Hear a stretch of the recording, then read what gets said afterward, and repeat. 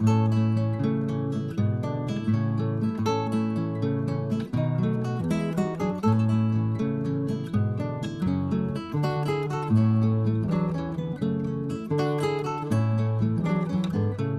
vous salue, chers frères et sœurs dans le Seigneur, et je vous souhaite la bienvenue à cette plateforme qui s'appelle Entrer dans la perspective divine. Mon nom est Victor Kabila Mulongo. Je vous invite en cette occasion à continuer avec la mini-série sur les jeunes et les bébés chrétiens.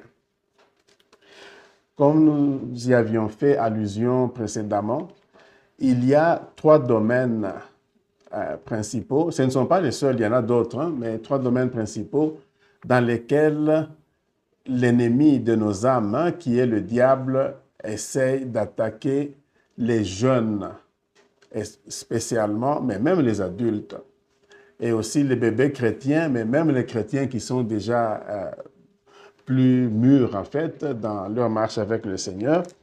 Et ces domaines sont le domaine de la toxicomanie ou l'abus de drogue, le domaine de l'immoralité sexuelle et le domaine de l'implication dans l'occultisme ou le mysticisme ou la sorcellerie, la divination, donc ce genre d'activités. Nous aborderons chacun de ces domaines séparément dans des présentations à venir, mais ici nous sommes en train de les considérer collectivement, ensemble, et en train de dégager ce qu'ils ont en commun.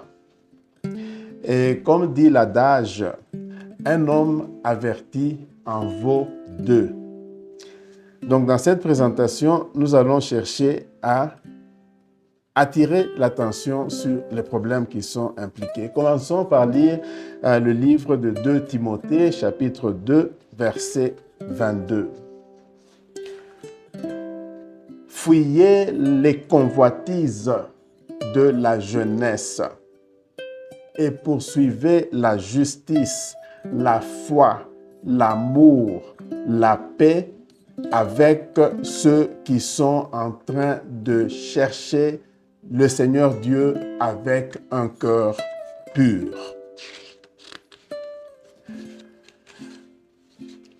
Ces 3 domaines de tentation qui adressent, comme nous l'avons dit, surtout les jeunes, mais tout le monde possiblement, ont été en train de visiter tous les jeunes dans leur génération depuis l'aube des temps. D'où connaître ces 3 domaines où les jeunes tendent à tomber dans l'erreur ou dans le péché, en fait. Parce que ce qui peut être appelé erreur socialement serait appelé péché, en fait, dans la Bible. Et connaître à l'avance les mécanismes de tentation pourrait aider, en fait, les jeunes à éviter de devenir la proie de agents, en fait, ténébreux qui sont en train d'agir à l'ombre, les esprits qui sont derrière ces tentations, en fait. Lisons Proverbes chapitre 4, versets 1 à 3. Écoutez, mes enfants, les instructions d'un père et prêtez attention afin que vous puissiez acquérir la connaissance. Je suis en train de vous donner des bons enseignements. Ne méprisez pas mes enseignements, mes instructions, car moi aussi, j'étais un fils pour mon père, et j'étais un tendre fils bien-aimé pour ma mère. Une erreur qui est souvent commise, en fait, une fausse interprétation que les jeunes ont tendance à avoir, en fait, souvent c'est de se dire que non, je suis pour le moment, étant jeune, je me permets de commettre ce genre de péché ou ce genre d'activité qui me donne le plaisir, mais un plaisir illicite. Après tout, je suis encore jeune. Mais quand je serai adulte, alors je serai un adulte sérieux et je serai en train de me comporter convenablement. Mais l'expérience de la vie a en fait démontré que un être humain qui, pendant sa jeunesse, était immoral, il tend à avoir, dans son âge adulte, une immoralité qui est beaucoup plus avancée, en fait, parce que cela a eu le temps de croître tout au long des années. C'est ainsi qu'une des illustrations dans la Bible, c'est à propos du serpent. En fait, dans la Genèse, nous voyons le diable qui est décrit comme le serpent. Mais lorsque nous arrivons dans le livre de l'Apocalypse, ce serpent s'appelle maintenant dragon. Et on sait qu'un dragon, c'est un être qui a la forme d'un serpent, mais qui peut s'envoler, qui peut cracher du feu, qui est beaucoup plus terrible qu'un serpent. Donc, en Genèse, le serpent, dans l'Apocalypse, le serpent est devenu dragon. Lisons cela dans le livre d'Apocalypse, chapitre 20, verset 2. Apocalypse 20, 2.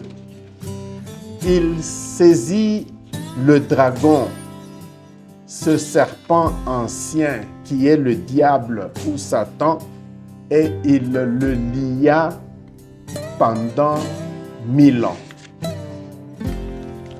Donc, serpent, dragon qui est le serpent ancien.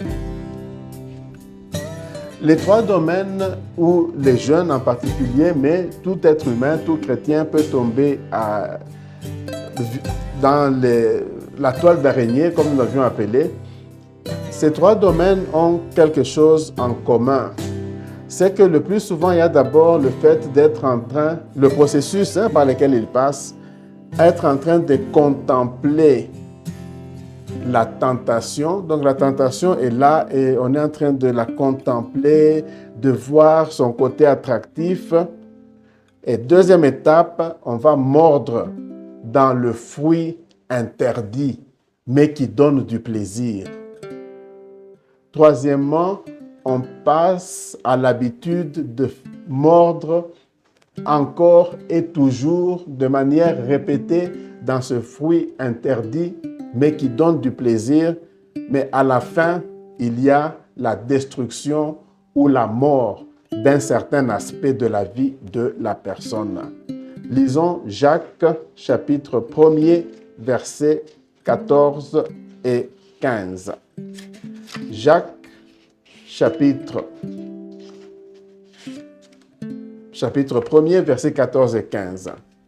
Mais chaque personne est tentée lorsqu'elle est attirée par ses propres convoitises et envoûtée ou séduite.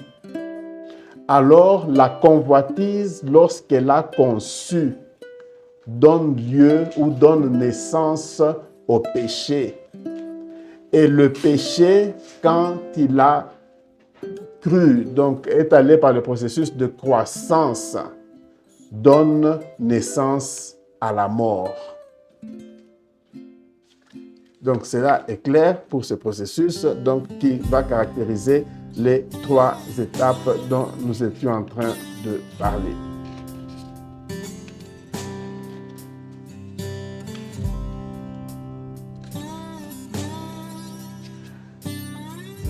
Alors, parlant toujours de ces trois étapes, donc un autre aspect que nous avons besoin de décrire là, c'est que souvent, c'est très tentant. Il y a un côté tentation forte. C'est attractif. Il y a un côté attraction. Et puis, c'est séduisant. Et cela peut être personnalisé par la femme immorale qui est décrite dans le livre de Proverbes dans la Bible. Commençons par Proverbes, chapitre 5, versets 3 et 4. Proverbes 5, 3 et 4. Car les lèvres de la femme immorale sont en train de produire du miel, et sa bouche est plus douce que de l'huile. Mais à la fin, elle est amère très amer et aigu comme l'épée à double tranchant. Donc, attractif, apparemment intéressant au début, à la fin, amer et entraînant la mort. Proverbe chapitre 2, verset 18. Certainement, sa maison conduit à la mort. Donc, la maison de la femme étrangère ou de la femme immorale. Et ses voies conduisent vers les esprits des décédés ou les esprits des morts. Donc, attiré par quelque chose qui paraît être séduisant, intéressant, mais à la fin, la mort. Donc, la meilleure façon, et la parole de Dieu nous le dit déjà en guise d'introduction, la meilleure façon d'échapper à être victime de cette femme immorale. Cette femme immorale, donc dans le contexte de notre présentation, ça peut être donc l'abus de l'alcool, l'abus des drogues, l'abus des substances intoxicantes. Ça peut être l'immoralité sexuelle. Ça peut être l'implication dans ce qui est mysticisme, occultisme, fétichisme, et sorcellerie et ce genre d'activités. Alors, Proverbe chapitre 5, verset 8, nous apprend ce qui suit. Éloignez-vous d'elle ou restez éloigné de cette femme étrangère. Donc, chacune de ces trois activités, c'est mieux de rester éloigné. N'allez pas près de la porte de sa maison. Donc, avant même d'être entré dans la maison, c'est mieux d'être éloigné de la porte qui conduit dans l'intérieur de sa maison. Alors, nous aimerions conclure en mentionnant rapidement, une fois de plus, chacun de ces trois domaines en fait d'activité et ce que dit la parole de Dieu de manière générale, avant que nous puissions, dans les présentations suivantes, donner plus de détails à propos de chacun. Premièrement, pour ce qui est de la consommation ou de l'abus d'alcool ou de substances intoxicantes, les drogues. Ésaïe chapitre 5, verset 11. Malheur à ceux qui se lèvent dès le matin pour aller chercher les boissons enivrantes et qui continuent à pratiquer cela jusqu'à la nuit, jusqu'à ce que le vin puisse les enflammer. Donc la parole de Dieu dit malheur à ces personnes-là. Proverbe chapitre 20, verset 1er. Le vin est un moqueur. Les boissons fortes ou les boissons enivrantes sont comme des bagarreurs. Et toute personne qui s'y adonne n'est pas sage. Je pense que cela est clair. Éphésiens chapitre 5, verset 18. Ne vous enivrez pas de vin, car cela conduit à la débauche, mais plutôt soyez remplis du Saint-Esprit. Deuxième domaine, l'immoralité sexuelle et les passions non contrôlées, passions sexuelles non contrôlées, la pornographie. 1 Corinthiens chapitre 6, verset 18. Fuyez l'immoralité sexuelle. Tout péché que quelqu'un commet, tout autre péché qu'une personne commet, se produit en dehors de son corps. Mais celui qui commet l'immoralité sexuelle est en train de pécher contre son propre corps. 1 Corinthiens 6, 9 et 10. Ne savez-vous pas que les injustes n'hériteront pas le royaume de Dieu? Ne soyez pas induits en erreur, ne vous y trompez pas. Ni les fornicateurs, ni les idolâtres, ni les adultères, ni les homosexuels, ni les sodomites ou les sodomisants, ni les voleurs, ni les gens qui ont la convoitise, ni les ivrognes, ni ceux qui portent des faux témoignages sur les autres, ni ceux qui sont en train de voler les autres, pratiquer l'extorsion. Tout cela, ne savez-vous pas qu'ils n'hériteront point le royaume de Dieu? Troisième domaine, implication dans l'occultisme en général. Deutéronome chapitre 18, versets 10 à 12a.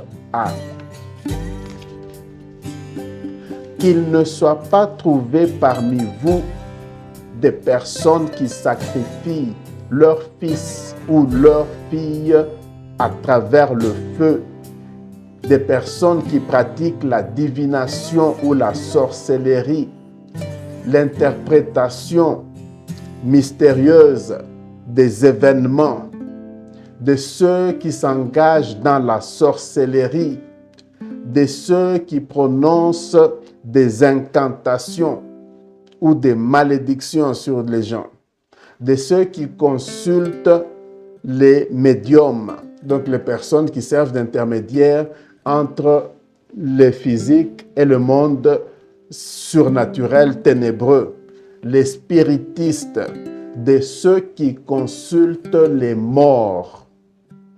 Toute personne qui pratique ces choses est détestable devant Dieu, est en abomination devant Dieu.